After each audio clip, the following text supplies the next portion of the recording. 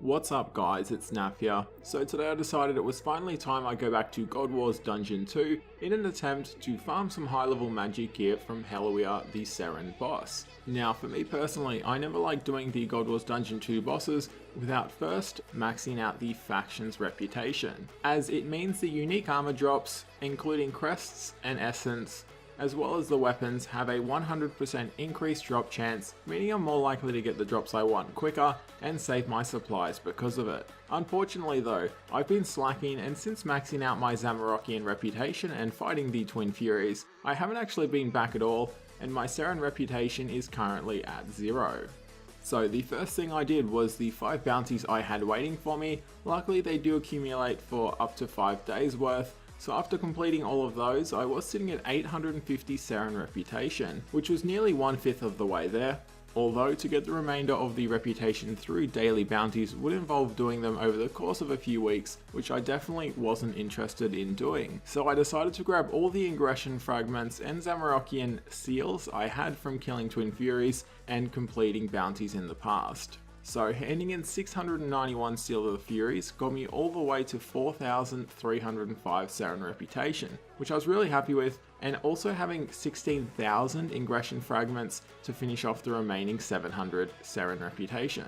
So there we go, just like that. Having the 100% increased rare drop chances and 50% reduced kill count required to enter the boss room will make farming this boss substantially easier, and I do still have some ingression fragments left over for when I decide to max out the final reputation I haven't completed in God Wars Dungeon 2, which is Sliske for Gregovich. So going into Helwyr, I had very little experience with this boss, only duoing him a few times for a Reaper task on my main, and honestly, never did it long enough to understand the mechanics. So I was somewhat pessimistic that I wouldn't be able to effectively farm this boss, and on my first kill I can say it was quite a train wreck, failing to deal with pretty much every mechanic possible. So for those who have never done this boss before, essentially the main theme is dodging or using defensive abilities for certain mechanics, and failing to do so will result in taking heavy damage and also stacking bleed damage, which can only be removed by using the Freedom ability, which due to having a cooldown won't always be available if you are being hit by all of his mechanics. Now, despite being horrendous upon starting this boss, over the course of the 10 instances I did slowly improve and learn the fight and now know it pretty well. I did also try a few different weapon combinations, including dual wielding with a shield switch,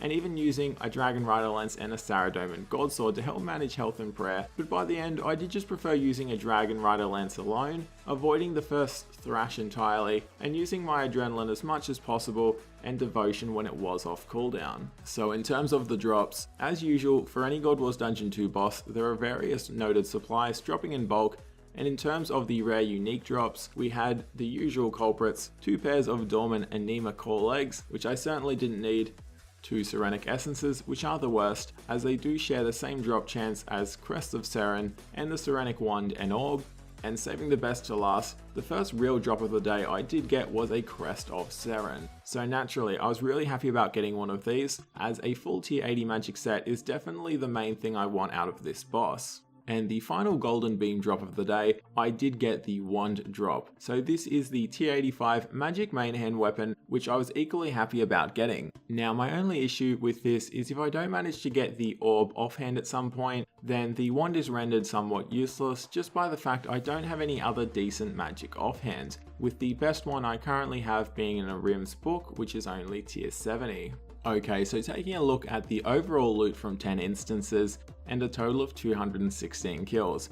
Now, I would agree that 21 kills or so per hour is not great. Honestly, I did waste a bit of time early on changing around gear, and I do usually bank once or twice per instance, depending on the aura I'm using, cycling between Vampirism, Penance, and the Master Reverence aura. But regardless, looking at the loot, as usual, we do have the general loot at the top and the rare unique loot at the bottom of my inventory.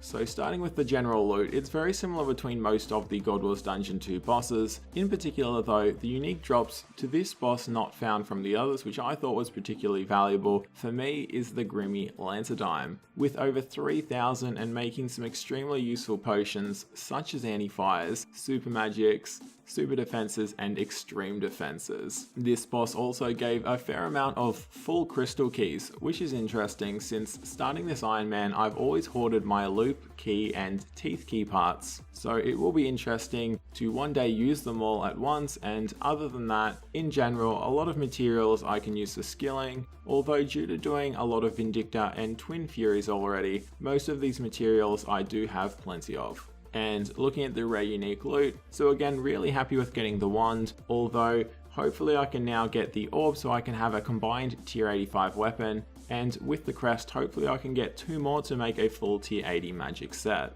In terms of the dormant anima core legs, I have more than I'll ever need now, with a total of 6 including what's in my bank, and also 2 dormant anima core chests, so I would actually like to try get at least 1 helmet, but other than that, the less dormant anima core gear I get going forward, the better. Likewise with essences, although it can be combined with other essences to make decent tier 85 power armor, the fact it requires so many and also degrades makes it really unappealing, but we'll have to see. Considering the amount of essences I have in total, I may one day make a piece or 2 of the upgraded tier 85 gear just for the sake of it once I've also done killing Gregovich. But that just about wraps it up. I will be getting another 200 kill count and continuing to kill Helwyr and hopefully getting all of his drops, which does award the Shapeshifter title, which is pretty cool. I'm definitely a fan of the new title system for collecting all of a boss's unique loot. Although honestly, I find it kind of unfair for some people that they didn't include loot you've gotten in the past, but maybe that's something they couldn't possibly retrace. But regardless, that is it for this one. If you've got a favorite boss collection title, let me know in the comments. I think mine is probably still of the Underground from the Giant Mole. But anyway, thanks for watching, and I'll catch you in the next one.